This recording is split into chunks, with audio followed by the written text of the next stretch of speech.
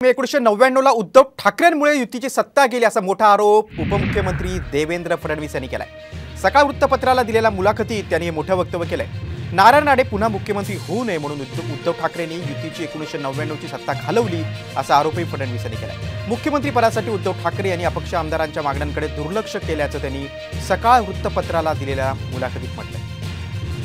फडणवीस नेमकं काय म्हटलं आपण पाहूया ग्राफिकच्या माध्यमातून। खरं तर उद्धवजींना युतीची सत्ता आल्यानंतर 1999 पासूनच मुख्यमंत्री पदाची स्वप्न पडू लागली होती।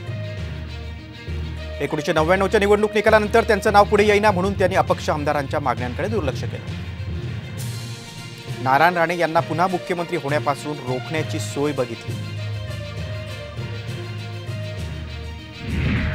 तर दुसरीकडे आता फडणवीसांवर राऊतांनी प्रहार केला। देवेंद्र फडणवीस राजकारणातले कच्चे मडके असल्याचा घणाघात संजय राऊतांनी केलाय। राणेंना बाळासाहेबांनी मुख्यमंत्री केलं, मात्र त्यांच्या नेतृत्वात आम्ही निवडणुका हरलो असे राऊत म्हणाले। त्यामुळे फडणवीसांना गांभीर्याने घेण्याची गरज नाही असा टोलाही राऊतांनी लगावलाय।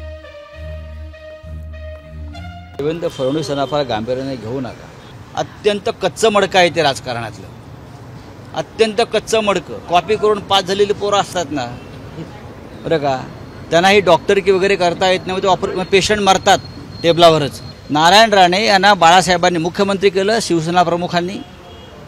उद्धव ठाकरे साहेबांनी त्यांना पाठिंबा दिला होता मुख्यमंत्रीपदासाठी। त्यांच्या नेतृत्वाखाली आम्ही निवडणुका लढलो आणि निवडणुका हरलो। हे फडणवीसांना माहीत नसेल, कारण फडणवीस तेव्हा फार राजकारणात नव्हते। संजय राऊत आता लोकांची तुलना कुणाची करताय।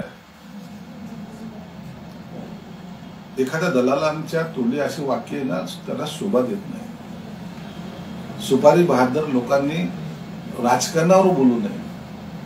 एक देवेंद्र फडणवीसला या राजकारणामध्ये, महाराष्ट्राच्या राजकारणामध्ये जे काही स्थान आहे ते तुमच्यासारख्या बिंडोक माणसाला कळायचं नाही।